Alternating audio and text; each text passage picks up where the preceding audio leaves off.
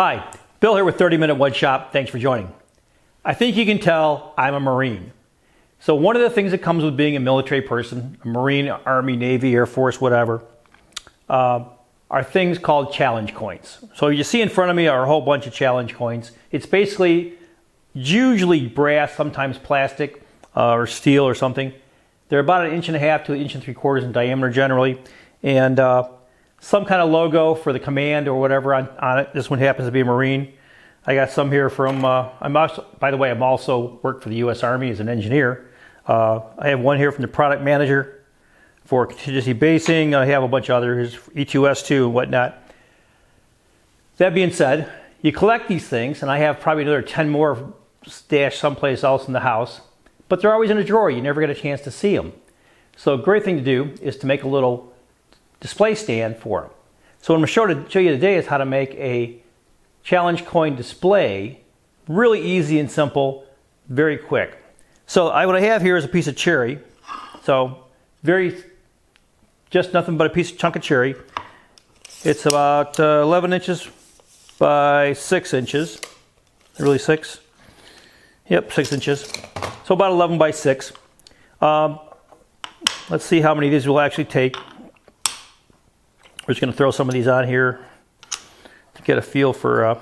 So what have we got? 2, 4, so 6. And to make this 2-tier, it'll be a total of 12, which gives me a good amount. That's about half, and I can rotate the coins through, every so often and check them out. Because I do have some pretty slick coins here from commanding generals and whatnot. So all that said, let's start cutting. So these coins are generally something between 3/16 to maybe 1/4 inch wide if you keep them in the plastic cases. Some of them have plastic cases. So we take out 1/4 inch and then probably 1/2 inch on one side, maybe 1/4 inch on the other side. I'm going to make this probably about 1 1/4 inch. So my top tier will be 1 1/4 inch and my bottom tier will be 2.5 inches. That should give me plenty of room to put in 2 of these. So let's make this 1 1/4 inch.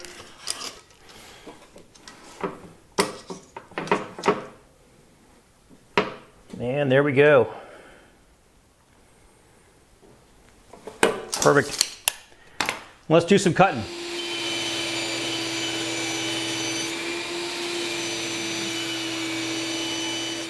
So you see what we've got here is 2 tiers. Tier on top, tier on the bottom. Now I'm going to cut a couple of grooves in these. I'm going to set the table saw to 1/4 inch deep and 5 degrees. Just enough to give it a little bit of kick. Not a lot, just some.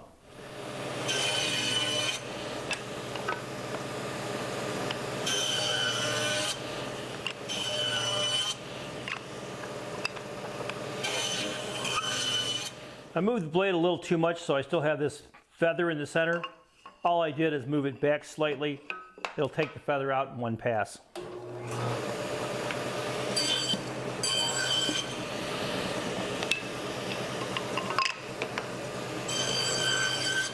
And that's about what it's going to look like.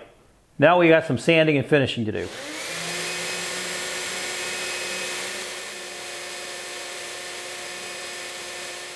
Well, with sanding done, we'll do a little bit of a glue up here.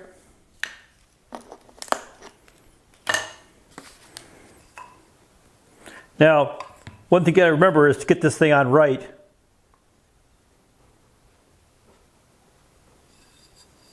So be careful when you do that. And it doesn't take a lot of glue here, because there's no stress involved. You don't really want a lot of squeeze out, or any squeeze out actually, if you can help it.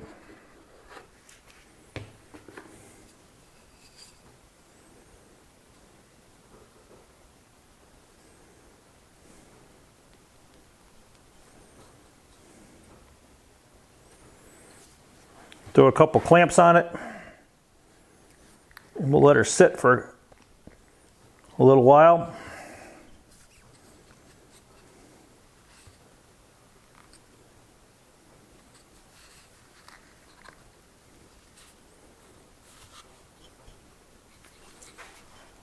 And there you go. Just make sure everything's all squared up. Let it sit, and we'll be good to go in about 2 hours. Glue is dried. Let's pop the clamps. Now what we want to do is a couple things. I did a pretty good job of making these two flush. If yours are not flush, go ahead and take some sandpaper, orbital sander, and sand them flush. Be sure you sand the ends flush. Mine are nice and flush too, so I'll say I got lucky. But once you got that done, next thing you want to do is you want to chamfer the edges. Couple ways to do that. You can use a router with an 1/8 inch round over bit just to hit these things and round them off, or you can use your sanders to give them a quick chamfer. I'm going to use the sander real quick. It's got 220 grit in it, and I'm just going to hit it. So that's it for my orbital sander. Now I'm going to come back with 320 and do a 320 on this. The reason I'm doing 320 is I'm going to finish it off with boiled linseed oil. So I want a much finer finish than I usually end up with. I'm using a film building finish like polyurethane. That'll fill in a lot of the stuff, the scratches and stuff, but a BLO is really thin. So there we go, it doesn't take too much. Now we're ready to do the final phase, which is put on some boiled linseed oil. Quick application of boiled linseed oil. You can see how quickly that changes the color and character of the wood. Now I'm not putting any down here in the center. You can do that if you want. You don't really need to. Basically that's where the coins are going to ride, so not that important down there. But make sure you get it all the way in the corner here. And if that's a pretty sharp corner, it could be kind of difficult.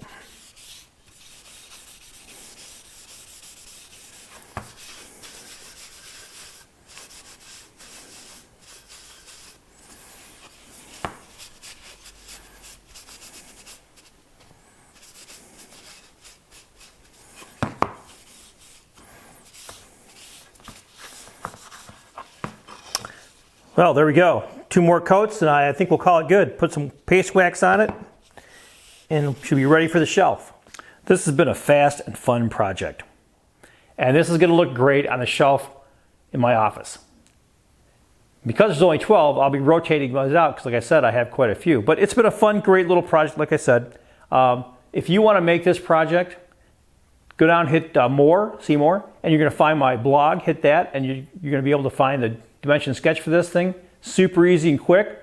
Doesn't take a lot of material either. So you can pop 1 or 2 of these out for you and your friends, or if you have someone who's a military person, absolutely do this for them. I can guarantee they'll appreciate it because they'll be able to see these and they won't be stuck in a drawer someplace. All that said, also down there are some links to tools and things I use. Explore those. You might find some interesting things. It might be fun to explore those. And hey, if you got something out of this, do me a favor, hit like and subscribe. And until next time, good making.